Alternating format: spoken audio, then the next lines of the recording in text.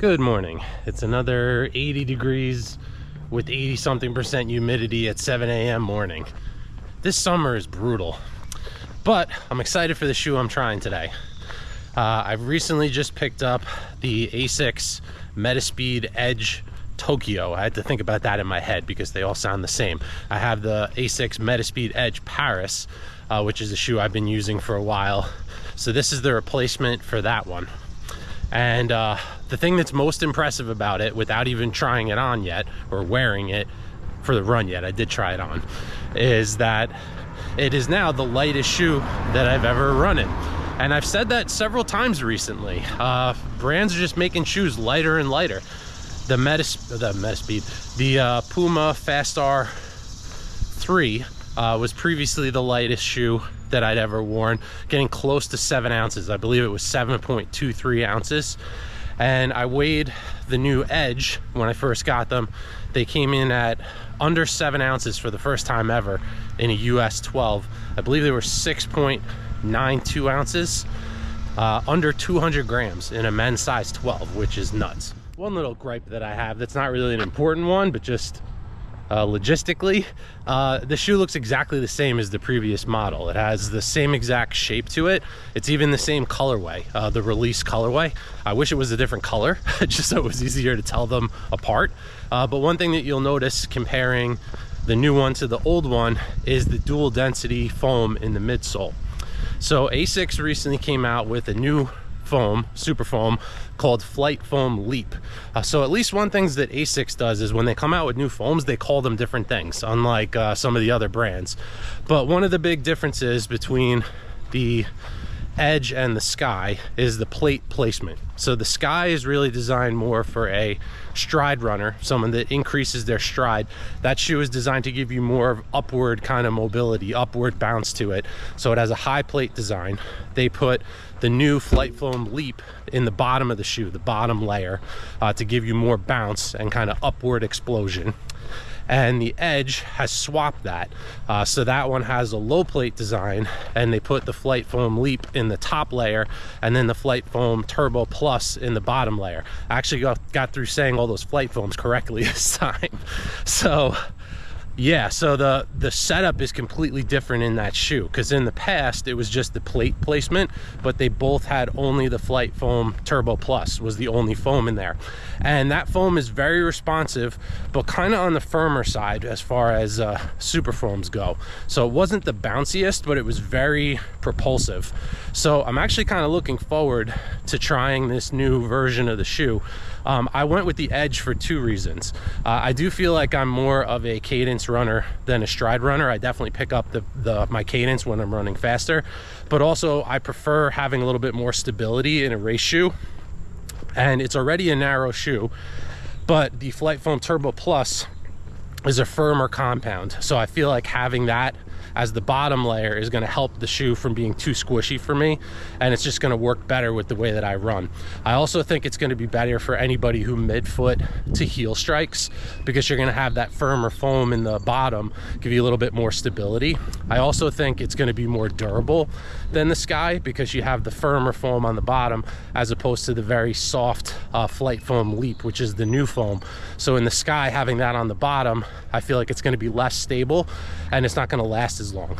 I am not going to buy the Sky to compare them head to head, because I buy all my own shoes and I do not have that kind of money to buy two of basically the same shoe with just different setup in the foam.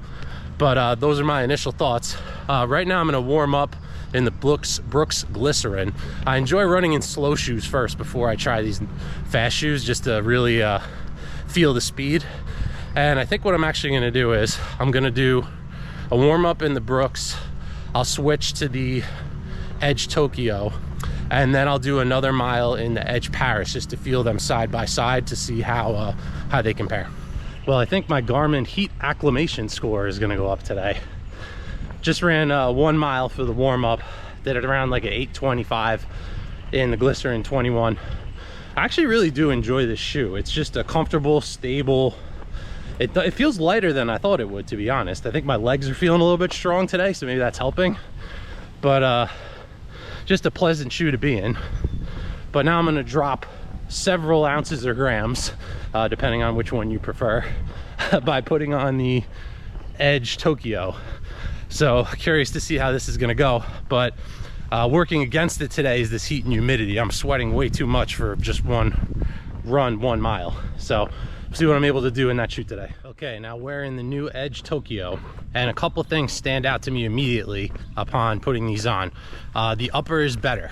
The upper on the last model was very breathable, but the material was kind of rough to the touch. This feels a lot more smooth and kind of comfortable when you put it on your feet.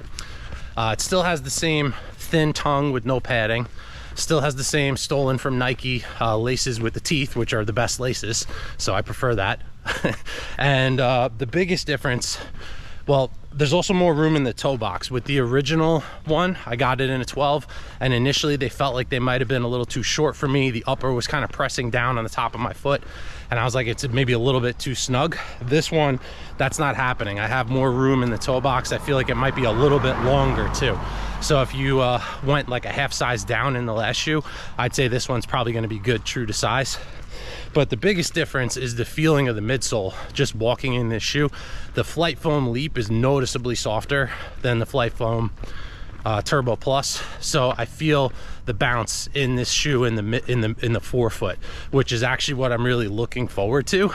In the heel, it still feels squishier than the old one because there is still somewhat of the top layer of the Leap, but it's majority of the Flight Foam Turbo Plus. The names of these foams are too long in the heel.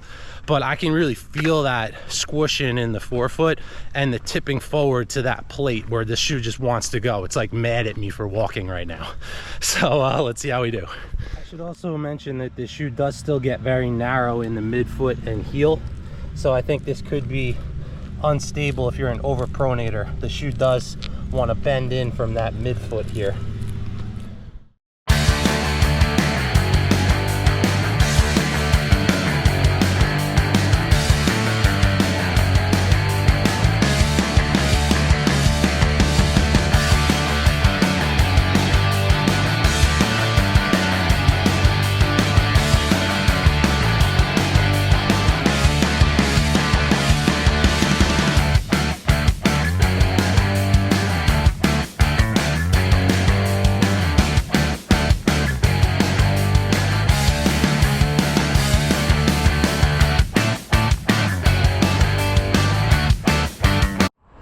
Okay, way too early overreaction. Asics has made a freaking masterpiece with this shoe. Fantastic. I just ran a 5:58 mile, so I got under 6 minutes, and I wasn't pushing full out. I started it kind of smooth, just gliding into the shoe. There was points in there where I tried to pick it up a little bit more, but it's so freaking hot and humid, I wasn't really trying to max out my heart rate right now. And to run sub 6 without busting full out is phenomenal with this shoe.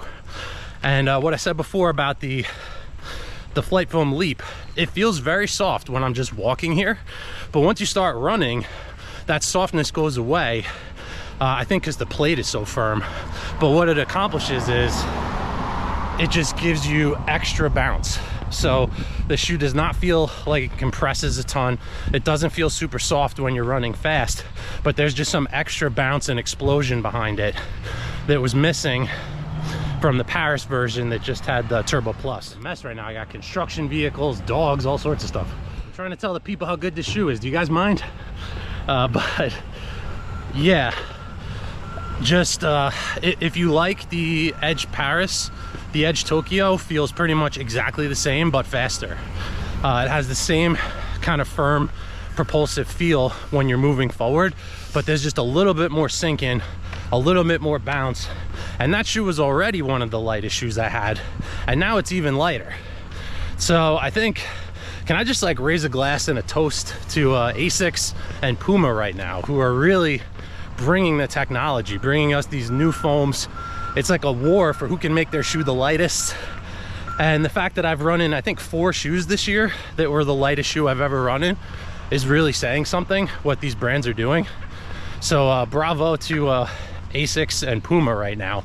They are my leaders in the clubhouse for this year with technology. Adidas is always up there as well, but maybe Adidas should try what they did in the Adios Pro with this dual foam setup. If they, again, the Pro 4 has their new version of Light Strike Pro, which they just call Light Strike Pro because they're annoying.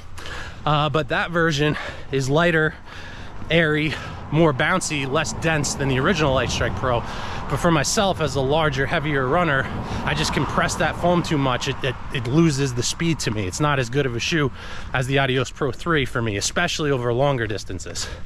So maybe Adidas puts that softer Light Strike Pro in a top layer, the traditional Light Strike Pro in a bottom layer, and end up with the shoe like this. That would be something to consider. Flies. So I think I see my next video forming in my head here, and we might have to do a Lord of the Rings theme and have it between the Fast R3 and this shoe. And it'll be one shoe to rule them all, one shoe to find them, one shoe to bring them all, and in the darkness, bind them. I'm doing a half marathon in Disney World in January, and that just gave me an idea. Maybe I should dress up as Gandalf, and as I run down the road scream, "You shall not pass," at everyone as I pass them. Okay, now I've switched to the Edge Paris for comparison purposes, and looking at the shoe from the top down, it looks like you're wearing the same shoe. It's basically the same colorway, it's the same laces, same tongue. Again, the upper material is different.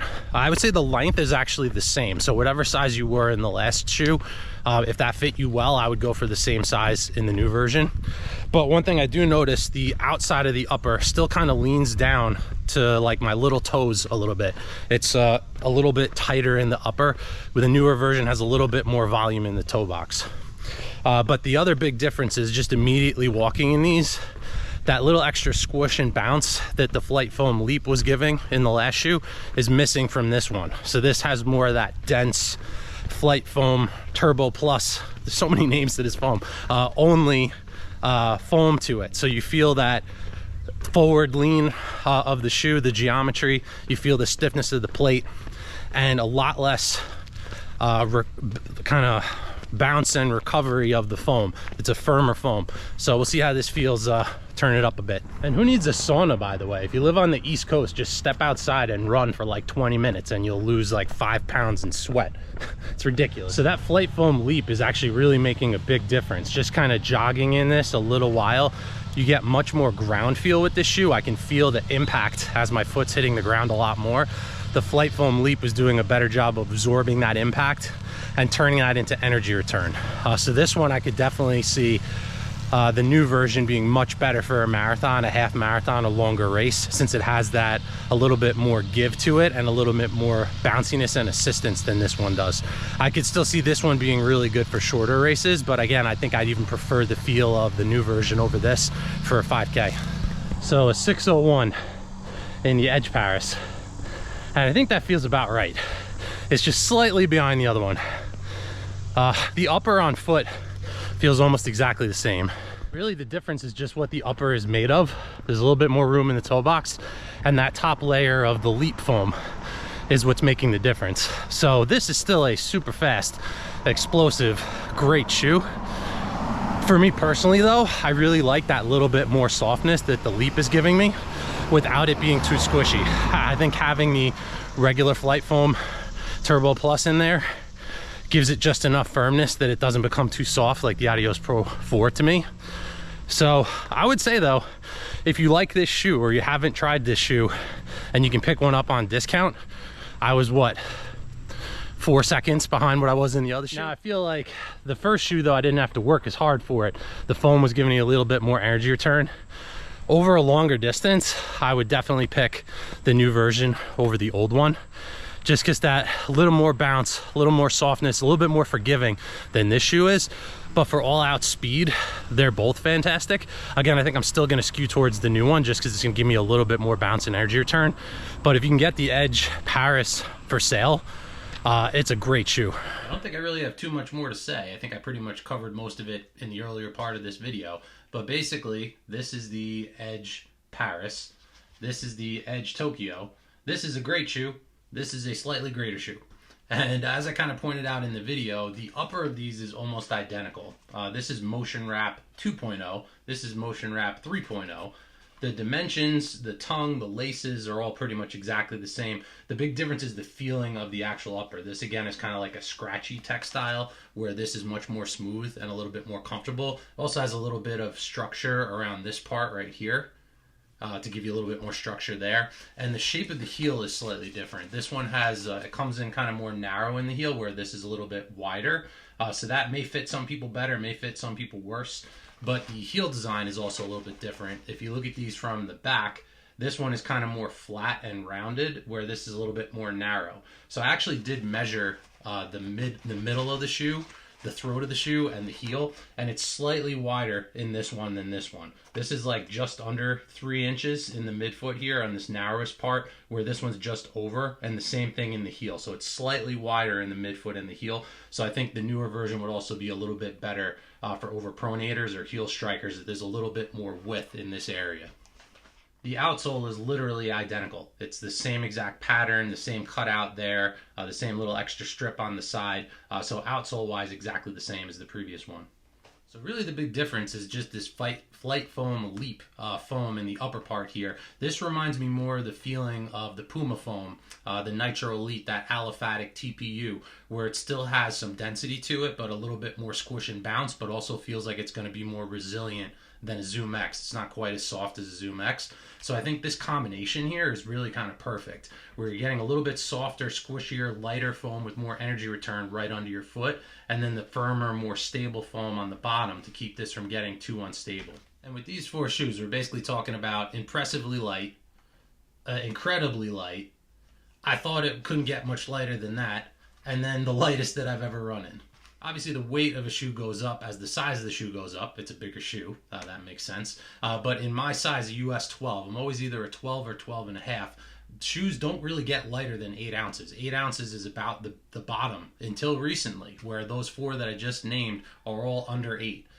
With the Deviate Elite 3 being 7.79 ounces, 220 grams. The Edge Paris being about the same, 771, 218 grams. The Fast R Elite 3 came in at 7.23 or 204 grams. And then this one sets a new record in a size 12 at 6.79 ounces, 192 grams. So under 200 grams in a US 12, under 7 ounces. I didn't think I'd ever have a shoe this light. Now, I know that the Sky and Edge are basically supposed to be around the same exact weight. They both have that combination of Leap and Turbo Plus. Then they're coming out with the Ray, which is all Flight Foam Leap, which is going to be even lighter. But I'm going to avoid that one, kind of similar to the Saucony Endorphin Elite 2, where that has their new Incredi-Run that's incredibly soft and bouncy. These super soft foams just don't work for me. I need a little bit more structure in the shoe. So this combination here is really kind of perfect. I did not think they'd be able to get a shoe this light that has that firm foam combined with the soft foam that's really just working perfect for me. Seems like with each new release of these shoes, they all get a little bit more expensive too. This one is $270 new. I was able to get a first responder discount, not from Asics. They're taking that away from new stuff. Come on, guys. But I was able to get it from Running Warehouse, and I get a 15% first responder discount through them. So at least I didn't pay full retail for these, but $270 is still less than $285 for the Alphafly there, and these ones start at $300, so $30 less. This is actually a lighter shoe. It has more of a normal geometry to it, where this one has that decoupled midsole and kind of the weird heel, but you could also see how wide the Puma shoe is in the forefoot compared to this one. This is a much smaller shoe. This is just a really interesting geometry that I think is going to work for some people, but not for others. But I really now need to run in these 2 shoes back to back and see which one is like the king of speed to me right now, because these are the 2 fastest shoes that I've ever run in. So again, I think just based on that design though, I did use these for a marathon, but it was not my best marathon effort. I shouldn't have wore this shoe that day. I did not have the form and the fitness that day to really push myself using this one. I think if I was going to run a marathon in one of these 2, I would go for this one just because of the more traditional heel, the more stability in the heel there. But I also think this one might be a tough one for me to take for a marathon just because it's so narrow. So I think these 2 are going to dominate the shorter distance races for me, and it's kind of going to be a toss-up. I have a couple 5Ks coming up, which one of these shoes I'm going to want to wear. I kind of want to test out both of them in a 5K. I did wear this one recently. It was supposed to be a 5K, but it was so hot and humid that the race organizers actually shortened the race to a 2.5K. I'm like, I've never heard of such a thing. So it was like 1.52 miles or something like that. And I think I ran it in 9 something. I think it was like 9:29. I averaged 6:15 or something like that. I'll put that up on the screen as well as a couple pictures there. So this shoe felt really fast and excellent in that super short race, but I really got to get these two on the road simultaneously and see which one is the king of speed to me. So I'll definitely have some additional videos on this one coming soon as I put more miles in it, use it for races, and kind of match it up with some of these other top speed shoes. So please remember to like and subscribe. Leave a message in the comments. Let me know if you've run in this shoe yet, how you think it compares to the outgoing model or any other carbon plate racing shoes that you're using, and I will see you in the next video.